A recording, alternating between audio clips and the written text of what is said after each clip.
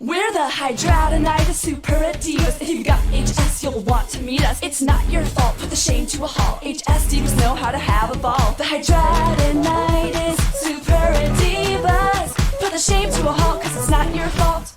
What's up, you guys? Welcome back to the Hidradenitis Suppurativas podcast. I am Social Sid. I'm here with HS Connect, and we have a guest speaker here today. We have Miss Shannon. I love her. She is on TikTok, Instagram. Are you on Facebook? I'm on Facebook, but not like I should be. Okay. She's a social media content creator and HS advocate. We met doing HS things in Georgia a little over a year ago now, which is crazy to think.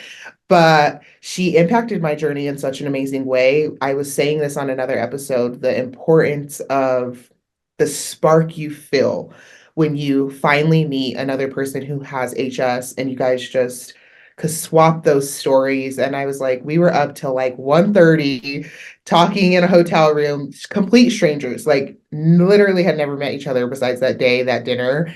And it was just something so special happened in that room. So I'm so thankful to call her a HS advocate and a friend. And so we just want her here to share her story because it's so inspiring. And so, yeah, just share a little bit about yourself, how you ended up here. So it all started with me dating a guy that I was obsessed with. And honestly, I've always wanted to explore sex the way my friends were exploring sex, but I never could because I was too insecure about what I had going on. Then I met this guy who I felt was almost perfect, and he was as freaky as I imagined myself to be. So he matched the energy that I've always wanted to have, but I was too insecure to have. And it was honestly him that inspired me to really take care of myself so I could feel confident being around a man fully naked, like I just wanted to be fully confident. And anytime I imagined myself in a relationship having HS, I never saw myself taking that relationship serious because how do I know this person wants to stick with me through all of this? How do I know this person's going to love me through my ugliest moments? And how do I know he's going to uplift me when I ain't talking bad about myself? Or is he going to get turned off and run away? And a lot of the time, a lot of men don't want to be that support for a woman. So I was like, I got to fix this myself. I can't be insecure going into relationships and depending on a man to uplift me because I need to do that for myself so he can see me at my best and love me at my best, and I can always be there for him because sometimes men really need us to be there for them. And a woman like me, it's hard for me to be there for anyone if I can't be there for myself. So it really all started with wanting to have a partner and wanting to be as intimate as I wanted to be with him, knowing that I needed to work on that confidence before I could get to that point. And how old were you when you started with your HS? My first flare came when I was 13. And where was your first flare? It was on the right lower side of the vagina. So like kind of on like so like this is the area. It was like right here on the crease, basically. Yeah, very big. And it was huge. And I had no idea what was going on. I was afraid to tell my mom because I didn't know what was going on. And at the same time, I had got my period, and my mom doubted that it was really my period. She was like, "You don't have your period. You're just a girl. Normal things happen like this." And I'm like, "No, like stuff's coming out of my vagina, like it's blood. Pretty sure this is my period." So just her downplaying that moment made me afraid to tell her anything else that was going on with my body. So eventually it got to the point where I couldn't go to school. I was crying. I didn't want to go to school because I was in too much pain. My mom was like, "What is wrong with you?" And I'm like, "I'm in pain." And she's like, "Why?" So I showed her and she freaked out. So then that's when we started the journey of going to several doctors, having several tests done on me, being put on several antibiotics, misdiagnosed, then finally reaching the proper diagnosis when I was at 15 years old. And I also had my first surgery when I was 14 and when I was 15. They took 14. They took a big chunk out of my upper butt because I had a pilonidal cyst. and they took a big chunk out. And at the time, they didn't really know how to do surgery. They just knew cut all the section out and then sew it back, or like leave it open and pack up. And I don't know if that's them not knowing. But to me, now that the science has like grown, you know, that's all they knew to do back then. They didn't know that they could do what is going on right now. So I had a big chunk cut out of my butt, and that right there was a beginning of like my true insecurity, because having the flare-ups was one thing, but once you have that surgery and then they cut out a big chunk, now you're like, oh my God, I can't go back to looking normal. Like my when you touch me, you're gonna feel something is missing, versus when you just have scarring or multiple scars, multiple dark spots, when you are caressed, it still feels normal when you're not flaring, at least. So Right. that really affected me and made me close off even more as far as being intimate, because now I don't want to be touched, because now you're gonna know something is wrong, and then you're gonna be like, what happened? What is that? Why does it feel like that? And so that kept me from wanting to do anything with a man for a long time. And most of the time when I was a teenager and I would like have like a guy friend that I wanted to get to know, anytime it got to the point where we went past kissing and he started trying to move down lower, that is when I cut it off. I always cut it off, because I was like, no, he's gonna see me, he's gonna know what's going on, and he's gonna think I'm weird. He's gonna tell people. I don't even know what's going on with my body, so why would I want him to go telling people? Because it's gonna sound like I have an STD. So I just avoided it until I was about 21. No, I was like 19, and it was this guy that I went to middle school and high school with, and he was the first guy I ever like really see me, and he looked at me and he was like, "You're afraid to have sex because of this?" He was like, "You need to stop letting this control your sex life and just enjoy yourself." And I was like, "You say that, but I believe it." Right. And so I never ended up having sex with him, but I definitely kept that in mind. And then once I did get my first boyfriend that I did have sex with, I was 21 years old. And he was really sweet and very supportive. And I had to get an incision and drainage. They packed me, and he had to pack it a couple times for me. He was really sweet, but there was a lot of things that he was doing and that we weren't agreeing on in our relationship that was stressing me out so bad, to the point where like I even had got pregnant by him, and then I miscarried because I was under so much stress. So being under that much stress, I was flaring all the time, and I couldn't be with him. I thought it was because he just wasn't hitting the points, but it was just because I couldn't handle it. Some women are able to handle that type of stress and hold a man down through the times when he's like not his best. But me having hidradenitis suppurativa, I cannot hold anybody down that is stressing me She's out. like, come correct or don't come at all. Exactly. I can't do it. If you don't have it together, like just on the like a surface level basis, I can't do it for you, because you're going to stress me out too much, and then I'm going to flare up, and then I'm going to want to kick your butt. So.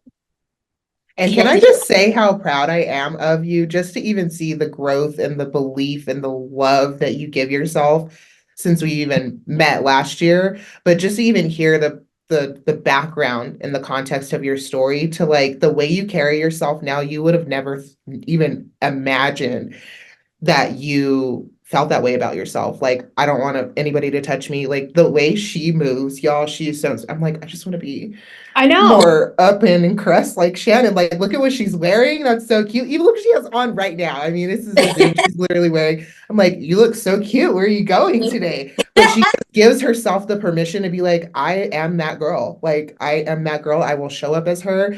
I won't tolerate anything less. Like, if you want to be my person. And I think having HS and having the standards that you have created for yourself is such a beautiful thing, because how often is there somebody who has HS right now who's settling because they think nobody else will love me? Let me accept this basic bare minimum love I think I deserve, because how dare I go back out and date again or put myself out there for that kind of vulnerability because of the feedback that's possible, instead of just carrying yourself to that standard and be like, if I'm not for you, I'm not for you, but you might not be for me either. And just giving yourself permission with HS and all to be like, no, my standards are my standards, and I'm not going to change them for anybody, is powerful. Exactly. And people will try to play off of your insecurities. And that's why I try to focus on my insecurities and highlight those things, because once I put a lot of focus on it, it no longer hurts. I'm distancing myself desensitizing myself to the things that are hurting me, and I'm learning how to accept them and find beauty in them. And that's why I work so hard on my diet, because I know if I'm eating this way and if I'm drinking these things and if I'm allowing people to stress me out, that's going to throw me off and fuck my body up. So I refuse to put myself in that position. So I'm keeping myself, on a certain pedestal, because if I take myself off that pedestal and allow a man to try to take me off that pedestal, then I'm going to end up hurt, and I don't want to be hurt, not mentally, physically, emotionally. So I know I have to like really stand on that pedestal. And I definitely had some men tell me, oh, what your, like, I see what God is doing to you, you deserve why God is putting you through this, because you're an evil person, this is what you get, I see the Lord's work, I'm gonna stay out of your way because of this. Like, and they only say things like that just because I didn't tolerate their bullshit. So they're just trying to make me insecure off of something that is not gonna make me insecure. Like, you wasted your breath trying to talk down on me. Maybe because she will block you so fast. Okay. Exactly. I'm gonna block you, and then you're gonna be mad and try to figure out a way to get to me again, and it's not gonna work. So yeah, but like, I've always been pretty feisty, and I think my feistiness plays into how I carry myself and the standard I have on myself. Like, when I was 5 years old, I remember walking somewhere with my brother, and we ran into a friend of his, and he told my brother, "Oh, she's so pretty. That's your little sister." And I said, "Don't call me pretty, because like, to me, you're older than me, but you're not old enough. Yeah. You come off like a creep. Don't call me pretty." So like, certain things just don't satisfy me when people are talking to me. So I'll call it out, and I'll call myself out as well, because I have no problem with that. But just being feisty also puts that barrier up for someone to not try to play with me. And so many people will try to play with you and play with your mind and twist your words. And I'm just not having it. I'm just like, no, you stop. And I'm also an Aries, so maybe I'm just a little bit bossy. But all of that is, I use it all as power, because I remember when I was a child, people used to call me bossy all the time. My mom would call me mean. People would, like, I was bullying boys. I would always hit and attack boys. So like, I've always had that aggression in me to be like, no. And so I had to put that into myself, because I was putting it on everyone else. And then I realized, I looked in the mirror and I was like, you're not even doing this with yourself, because that's how it would come at a person. Like, you want to talk to me, but you're not even doing this for yourself. So I look at myself in the mirror. I'm like, you're over here eating all this food that's flaring you up. Like, how are you going to feel some type of way about somebody else's life? How are you going to let somebody feel some type of way about yourself? You got to fix yourself before you try to fix anybody else, or before you allow someone to come in and try to fix something you haven't even worked on. So I've definitely had to talk to myself, give myself tough love. And that is really what keeps me there, that tough love, because I'm always like, all right, Shannon, fuck up if you want to. That's going to be your ass. And I'm like, oh, you right.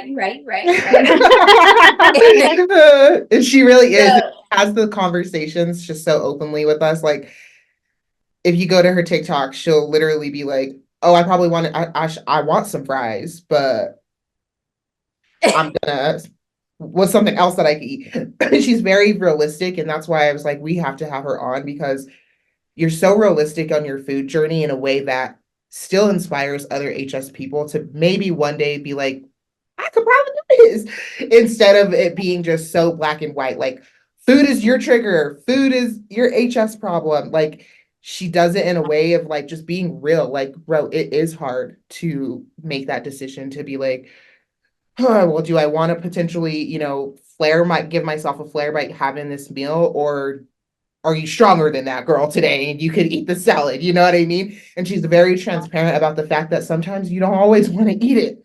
Or she'll make something, and I'm like, by the grace of God, Shannon, let me know if it's good. And she'll be like, I don't know who's gonna eat this, because it's disgusting. And I'm like, thank you for being honest, because dairy-free cheese don't melt. So when you made that mac and cheese, girl, I was concerned. I was like, oh no.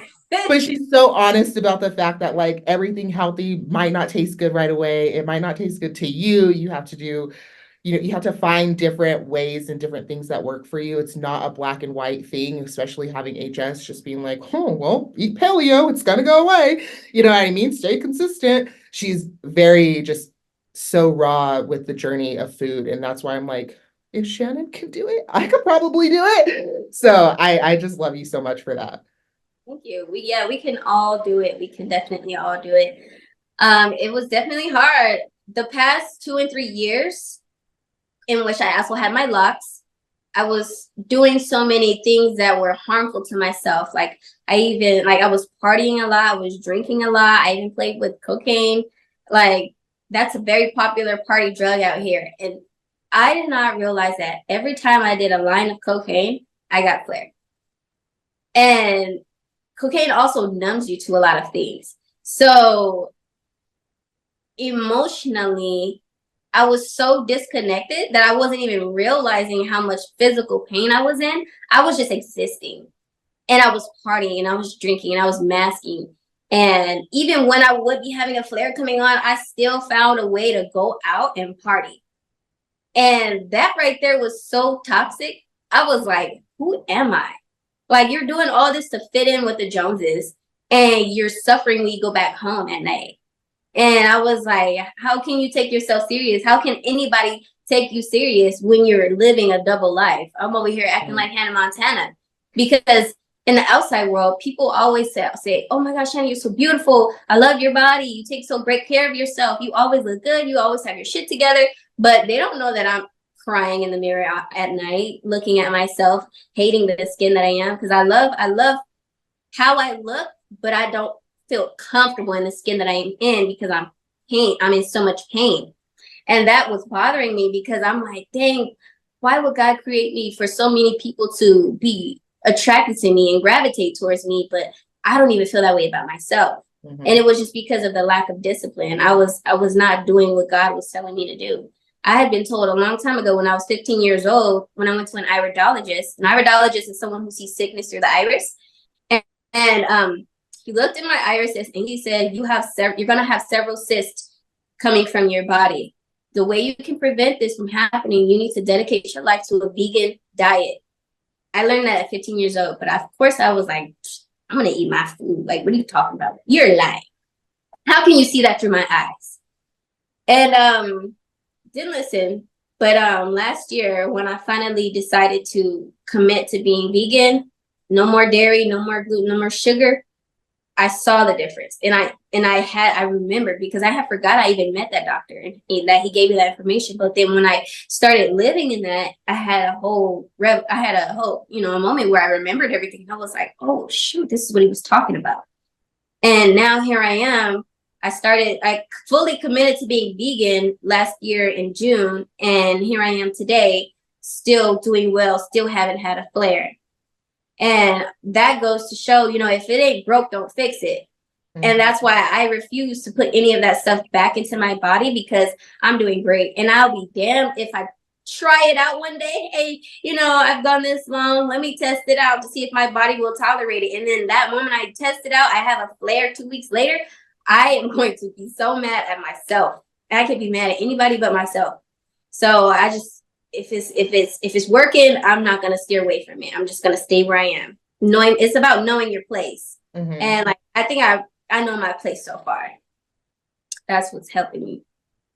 So back to when you were younger, right? And felt really insecure in your own body. So how did you approach it when you were getting to a point of like intimacy? Were you upfront with partners about your HS, or did you like wait for people to notice? I mean, how did you go about it? Because that's the number one question I think we get asked when it comes to intimacy is like, tell or don't tell. Like, what was your take on that? It was always tell because I can't hold water. I'm just going to be like, I have something going on. I have a skin condition. And because I just don't want to leave them room to think that I have an STD. Yeah. I'm just like, let's get this out the way. That's not what you think it is. This is what's going on. I've even tried to create space and time for a person to research the condition and then decide if they wanted to move forward with me. And maybe that was doing a little bit too much, but also it was still a test to see if this person was really down for me. And if they didn't research it, you don't fit the script. I'm sorry, but no, I need someone who's going to want to learn about this.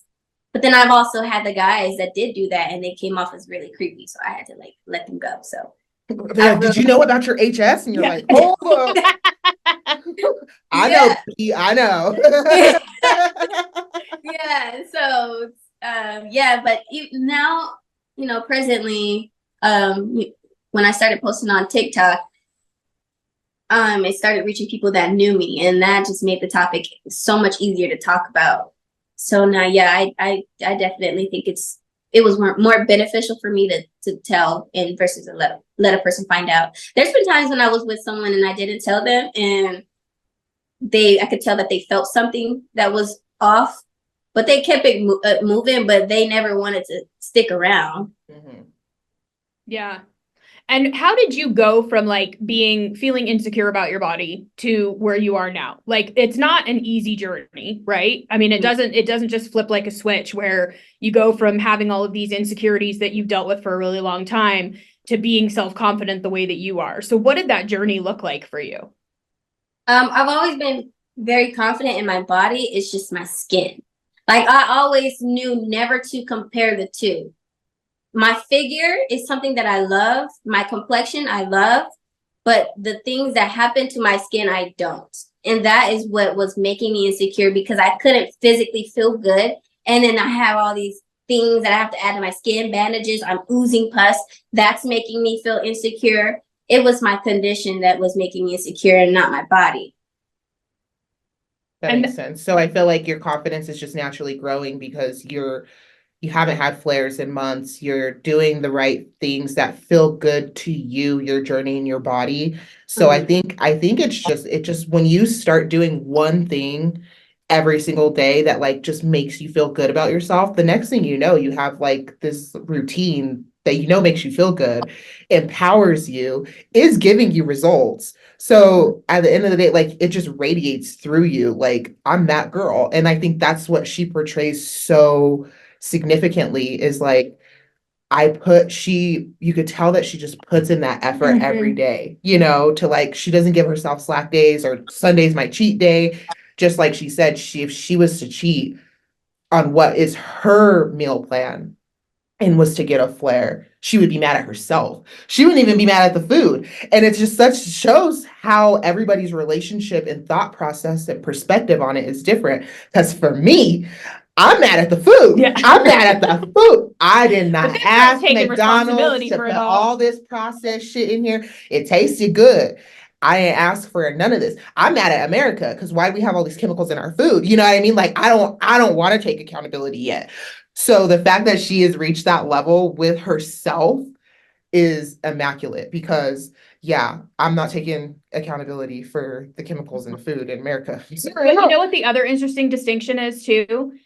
You're calling and this totally caught me off guard. You're calling your skin different. It's not the defining part of your beauty. And I think for so many of us, the skin is part of like the outer package, right? And so we have a hard time distinguishing between beauty and our skin. Like, we didn't ask for what our skin has done to us, but it was an interesting distinction between the two, because I think so many people, we just lump it into our outward appearance, period, and not make that distinction that it's the skin. I feel beautiful in my body, but I don't. Skin, Yeah. Mhm. Like, I could tell how she would be like, I want to wear this outfit because I love the way it looks on my body, but I don't love the way my skin makes it look after I have to put these bandages and wraps. Like, it's affecting the way I can show up for myself. So yeah, that's really cool that you're able to keep them separate, because Well, it actually took a therapist. I had to go to therapy last year because I was losing my freaking mind when both armpits were flaring and my groin was flaring. And my therapist had to really instill in me that I am not my condition. And so I would say a lot of the time, I would say a lot of the time, I don't like my body. And she was like, stop saying you don't like your body. It's your condition that you don't like. There's a difference between the two. And I was like, okay. And so every time she caught me saying my skin, she would say, no, say your condition. there's a difference. So there's a difference between our condition and our skin. And then there's beauty. There's three different things, but we should never put our condition with either of those two other things. Because a person, a lot of us with HS will be like, I'm gross. No, you're not gross. You're beautiful. But the things your condition does is a little bit gross. Yeah. The condition. Yes. But we've been taught to be so shameful of all of that it like impacts the way that you feel about yourself and your body, and all of it does get lumped together. So, I mean, and thank you for normalizing therapy, because I feel like an HS diagnosis and a referral to a therapist should go hand in hand. I think it should just be like, oh, you have HS and you need to see a therapist. Not because there's something wrong with you, but there's going to be later down the line, yeah, you'll think there's going to be a lot of shit to unpack here. So we might as well get a head start on it. Because there is, and it's very, very hard for people with HS to decompartmentalize all of that. Yeah. I mean, she blew me away just to start appreciating it in that light, because she's right. I love my body, especially right now. Like, you're creating life, like you're doing an amazing thing. I love you. My condition, not so much. Yeah. You know, and my skin, even as a Black girl, that hit me different too, because I didn't always love my skin. Didn't always love the complexion. When you don't grow up around a Black dominant area and you feel like the outcast all the time, you kind of don't love your skin sometimes as a Black girl. You wish that maybe it was a little bit lighter, or that you could be like somebody else. So it's like the condition, the skin, the body, they are all separate, and we should stop bunching them all together. That is like my key takeaway already for this episode. We just had a therapy session right now. I could draw. What's your therapist's name? She can do Zoom calls. It's funny. No, that's so awesome. So how do you feel your HS journey impacts your career? It's definitely helped me get monetized a little bit on social media. So that's a nice little side hustle. It also has influenced me to just be more myself and be comfortable with myself, because for so long I was like hiding so much of myself because I was so uncomfortable because of my condition. And one day I just was like, I just want to freaking rip out of here. So I just let all parts of me out to the open, and that's just, you know, my personality has helped me to build the following that I have, which is also helping me get ambassadorships with certain companies, stuff like that. So it's really helping me become an influencer, and I think that's my purpose on earth. I read a lot in the Bible, and that's one thing I wanted to touch on. When you all said that I hold myself up very well, and you would never know that I felt that way about myself. Well, it's actually God's word that keeps me taking care of myself, because he said to put oil on your head and wash your face. Don't let people see that you're going through something bad. You have to hold yourself up well and show that God still loves you, because if you're not taking care of yourself, it looks like you're not appreciating the gift that God gave you, which is life. So you need to take care of it. Use your gift. Take care of your gift. And as you do that, God will give you more blessings. And so I make sure to make it my duty to always take care of what God gave me, so that I can receive my blessings. Because I want to look like I am loved, because I want to give love, and God wants us to be on this earth to love. So if I'm not looking like I love myself, how am I supposed to, influence love? Yeah. Yeah. And the other thing that you had mentioned too that resonated earlier was when you were talking about, early teenagehood and even into your early 20s, that you wanted to like partake in sexual activities like everybody else does. And I felt that so incredibly deeply, because I feel like, and we've talked about this on other episodes too, that like having HS robs that piece of you to a certain degree, that you don't get to go through your hoe phase necessarily the way that other people did. And that it takes a piece of you away, and learning how to get back to that and feel comfortable is like this entire process to do. And I really felt that, because it's so true. Yeah. I think it was the opposite for me. I also childhood trauma caused me to be just like hypersexual, or like just like thinking about it all the time, but I felt like because of my HS, I had to get my hoe phase out the way like as quick as I could. This is like once I saw it jump from one area to another area, still didn't know that like it could get worse or anything like that. But in high school, I just remember feeling the pressure to like, I gotta be a hoe right now, because what if I can't be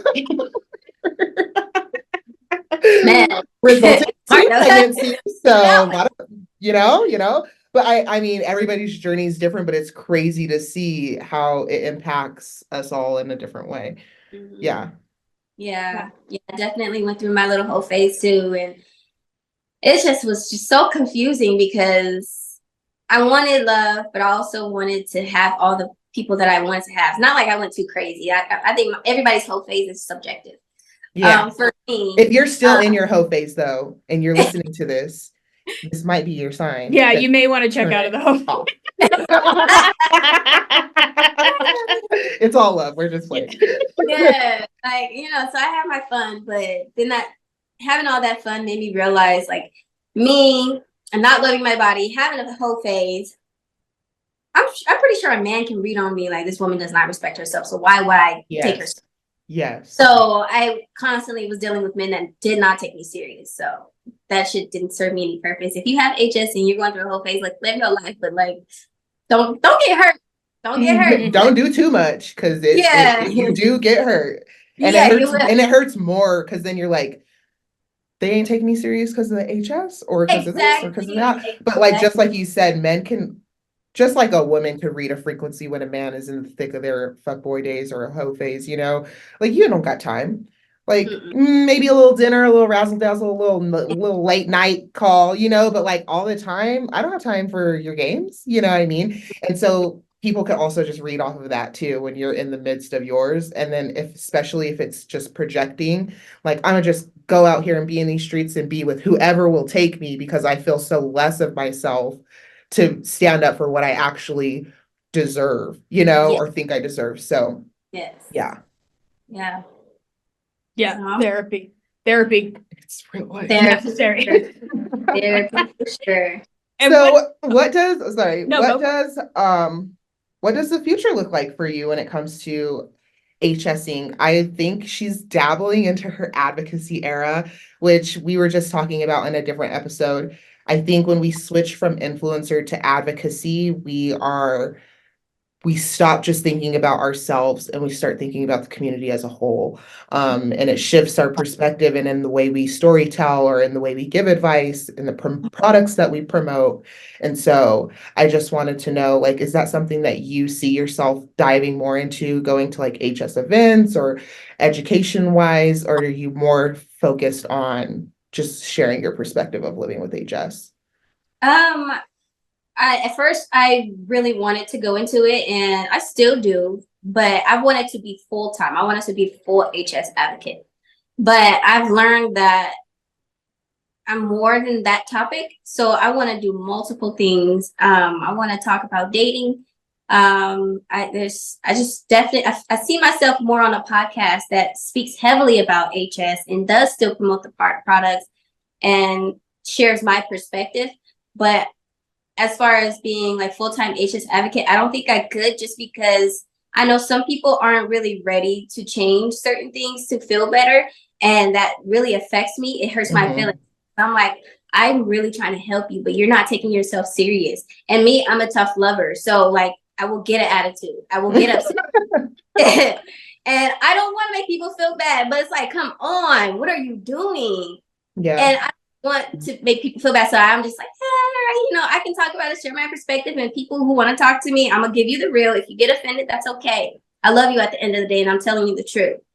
And that's where I'm coming. So I feel like if I were to go professional, I wouldn't be able to be myself as much. I feel you. I have to be too professional. And I've never stayed in a business too long if it was too professional for me. Well, the good thing about HS advocacy is you don't have to be super professional all the time, because I can tell you that, I try my best on the side to help people who need it. And you're absolutely right when you say how frustrating it is that you're like, have set everything up for these people to be successful and like given them the roadmap on how to get there and even offered them the help to get there. And then they turn a blind eye. It's very, very frustrating because as a person who cares so much, you pour so much of yourself into that person and you're like rooting for them the whole way, but they're not rooting for themselves as much as you are. Mhm. And that really does impact, like as a person, you start to get really deflated by that. So you're spot on when it comes to that piece.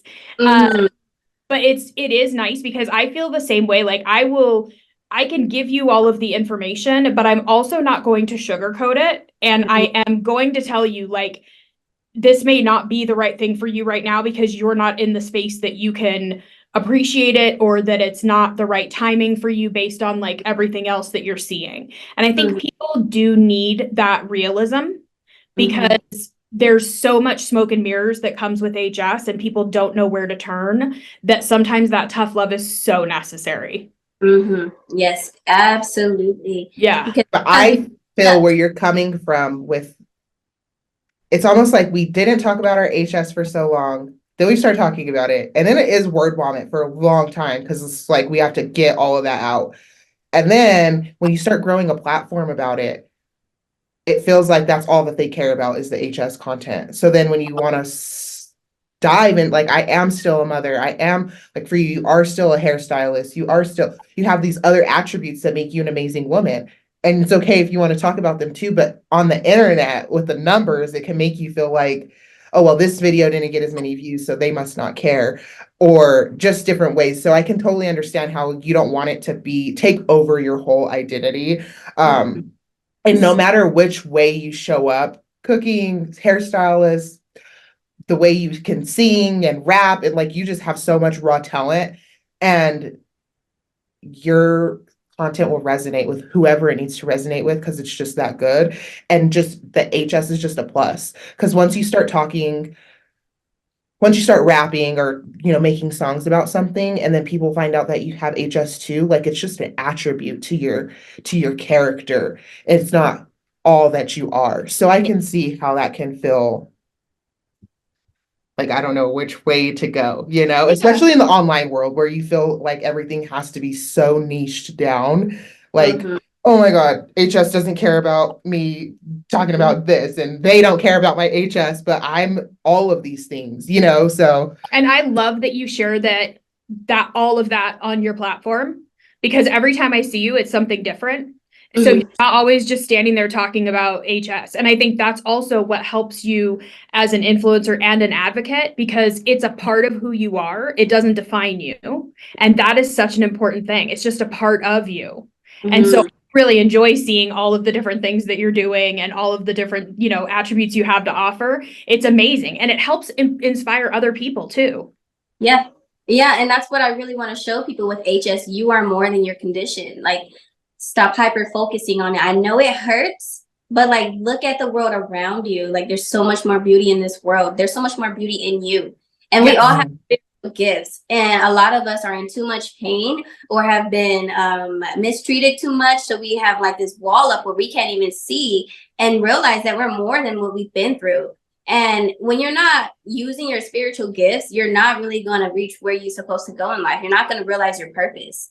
So people, we need to focus more on our spiritual gifts and work in that. And we'll see so much more beauty in life. Like me, naturally, I've always been into drawing and art. So like, I'm always painting something, and that's a gift. So every time I paint a project, I feel really fulfilled in my spirit. Every time I make a song, even if I've never put a song out to like have streams. I just make it just for myself, and I like to post clips of it. But every time I do that, I feel fulfilled in my spirit. And that is what gives me joy in life. So people with HS, they're like, I have to put so much time into my work. I got to pay these bills. I got to do this. I need money, money, money. But really, it's okay to have tight pockets as long as you have your peace.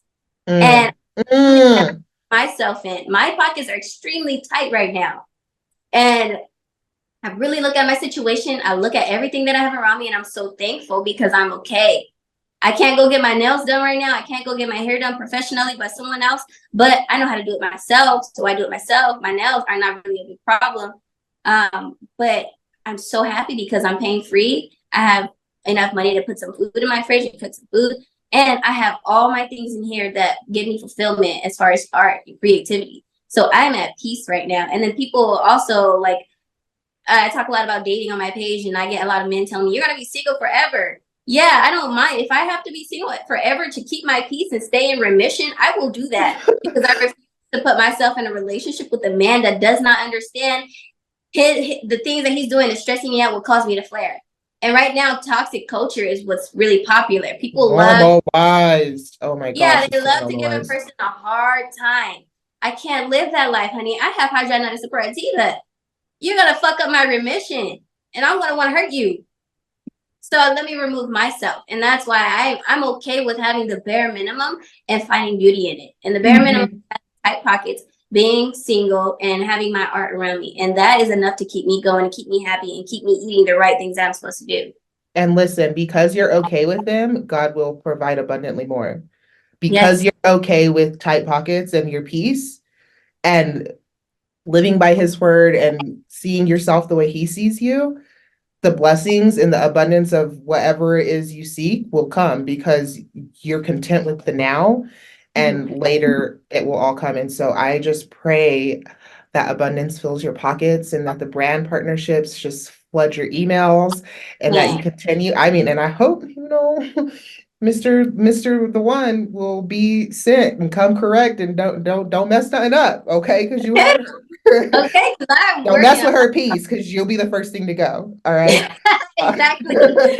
I'm working on myself so much, and for the long time, I've had that promiscuous spirit. Even before, when I was like 11 years old, I'm like, that was cute.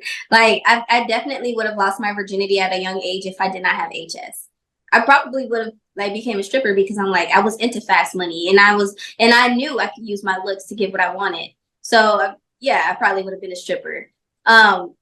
It just slowed me down. It prevented me from going way dark. I mean, I played with cocaine. Like, I was a party girl. I was living that life. It just kept me from going too far off the deep end. And so God has actually took that promiscuous spirit from me recently, and I got baptized on the 31st. But the promiscuous spirit actually was taken from me in November. And that's when I cut off that guy that I was dating, that totally went against my wishes. I mean, I allowed it to happen, but I told him from the forefront, I don't want to have sex with anyone that is not trying to marry me. Like, I'm not interested. But of course, he waited all he could, and then it finally got to a point where he was like, I'm really gonna get in her head. So he called me like, hey, there's this old girl I used to date, and she said she want to hook up. She don't want nothing more. She just wants to hook up. That got in my head, and I was like, dang, I'm gonna lose him if I don't have sex with him. And then that same day, he came over and started putting the moves on me, and I was like, no, I'm not ready. And I wasn't even fully healed from having surgery. And eventually I gave in, and that just made me realize this is not the type of man I want to be with. Someone that's going to influence me to go against my own standards and morals. This is not somebody I want to be with. So I had to cut that off. And then after that, I was just like, I cannot do this anymore. And now I don't even I'm not even interested in a man that is, giving, saying sexual gestures and stuff like that. I don't want to entertain it. I don't like it. Men that are reaching out to me like, "Ooh, I just want to lay you down. I want to take you out and I want to spoil you, sit, massage your feet." Don't mention It's anything so about touching my body. disrespectful. They're Yeah, so don't disrespectful. touching my body. Like, you, and the fact that so many men feel like women have no value is even scarier. So why am I gonna lay next to a man that sees no value in me? Yeah. No, thank you.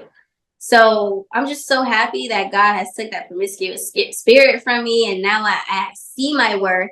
I know my value as a woman, and I'm okay with sitting here and being still in this world of chaos. Everybody is moving in fast motion, but like, I am over here just sitting still. I'm being still.